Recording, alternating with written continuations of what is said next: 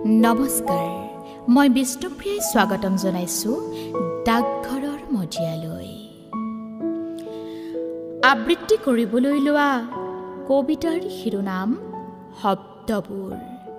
কবি ভৱেন বৰুৱা।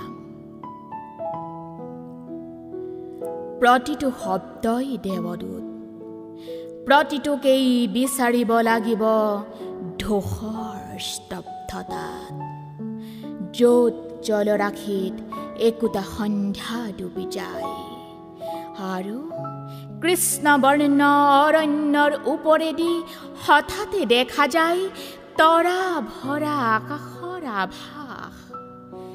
পাখি মেলি উৰি যায় ৰাতিৰ চৰাই। প্ৰতিটোৰে স্বকীয় মহিমা, প্ৰতিটোৰে গোপন উদ্দেশ্য, প্ৰতিটোকে পাব লাগিব আলোড়নৰ মাজত এক নিথৰতাত, য'ত গোপনে সময় স্তব্ধ হৈ ৰয় আৰু অৰ্থহীন বস্তুপুঞ্জ ৰূপান্তৰিত হয় বহুতো অৰ্থৰ স্তৰলৈ।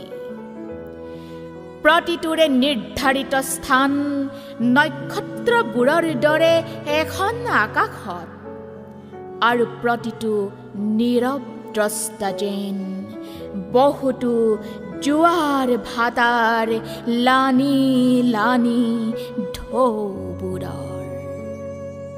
ধন্যবাদ।